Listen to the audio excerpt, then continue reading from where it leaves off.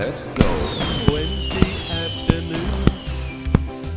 When you think of how good they normally are with Salah, getting down that wing and just the way they all knit together.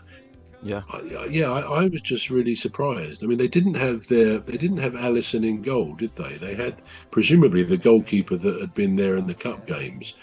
I mean, I was kind of under the impression that if a team gets to the final, because any trophy now, the domestic trophies are very important to most teams because they're not likely to win the Premier League, most teams. So I thought most teams, if they get to the final, would actually play their first team, including the goalkeeper, which would probably seem a bit unfair on the second goalkeeper, number 2, who's been there throughout the games. So maybe the slot machine, maybe Slot preferred to keep him in. But they didn't seem to have the confidence, that not arrogance. I don't think Liverpool are arrogant, but I didn't really see even people like Van Dijk playing particularly well. I mean, he's a great captain, he's a great player, but they just seem to lack the old spark of confidence. That's what it comes down to, I think. And some people were saying that may be the last game that Trent Alexander-Arnold, he did play, didn't he? Am I right in saying that? He did play. Yeah, I think he did play. He certainly played last week against PSG. I don't think he played this one. I think he's got injury. No, and I think that's what I heard, that maybe the fans had seen him for the last time last week in Liverpool colours. So maybe there's going to be a little bit of a loss of spirit in a way. I mean, maybe not. They're professional footballers. But with the going of Klopp, and as we've said before, they've maintained their standards in the league throughout this season under a new manager. He didn't seem to have suffered any negative bounce, losing games because of a new kind of approach, new players. But I think essentially he's had the same team, which he's managed very well. But I reckon it's quite clear in the summer, 3, 4, 5 of those players are going to go. So that's when it will be interesting to see who they might bring in, to replace. I think Mark Gay from Palace has been fingered, if you like, for replacing Van Dijk. That they Liverpool might want him because he's a first-class footballer, is Mark Gay. Yes, indeed. So he could be going there, but there's almost bound to be a period of changeover. It may not affect them too badly, but if they've got essentially 4 or 5 new first-team players, they will have to find their feet, won't they? They're going to have to bed in, and that may be when Slot gets that not necessarily positive bounce as a new manager. Yeah. So Amorim won at Leicester.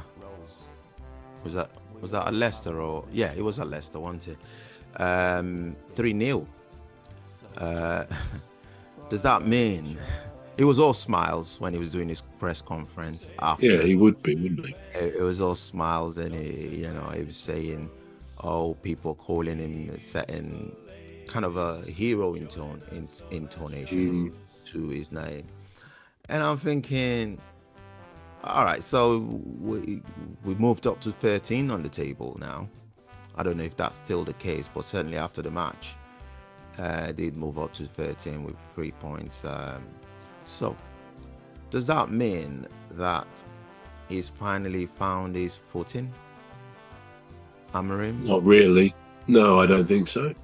No, I mean, it's as you say, he was playing effectively a relegated team, so that must be borne in mind as well.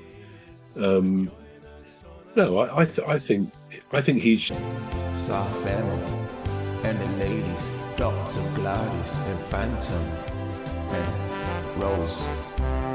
We all have a lovely show every weekday, so join us for a lovely show. Say hello to Phantom, Dr. Glad. relegated team, so that must be borne in mind as well. No, I think he's yet to be properly tested, because it's still not his team. I think the team has been in a bit of disarray for 2 or 3 years, or maybe more. Somehow they've not really got it together in that way Manchester United used to be, certainly under Ferguson.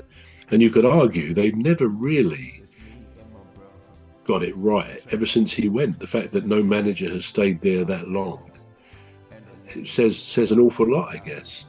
So no, he's not out of the woods. I think he's not been tested, but I think again, like so many things in the summer, it's going to depend who they sell, who they buy, and just what that looks like. What I think is causing problems is the fact that Sir Jim Ratcliffe is raising the season ticket prices by, I think I read, 57%.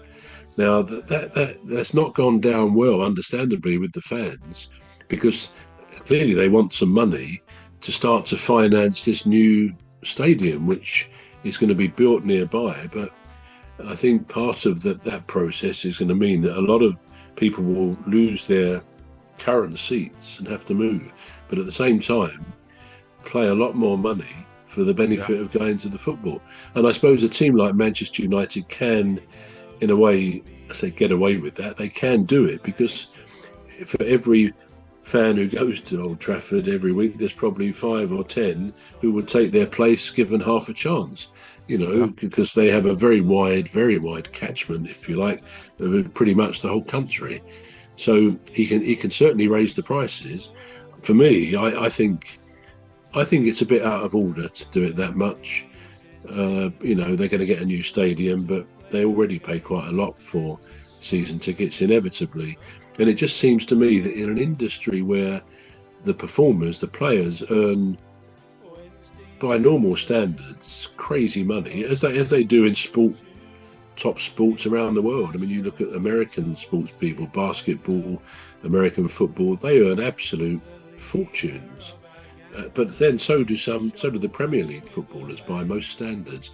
So to then hit the fans again when they're paying, on these massive contracts for these players, often over 5 or 6 years, so they're committed to that, and then charge people who earn a regular sort of salary or wage enormous amounts of money relatively to go and watch, I think it's short-sighted, because somehow, in some way or another, that could eventually backfire. People will say enough is enough, but as I say, I don't think that's the case at the moment, that the cake is big and Sarfemo and the ladies, Dr. Gladys and Phantom and Rose. We all have a lovely show every weekday, so join us for a lovely show. Say hello to Phantom.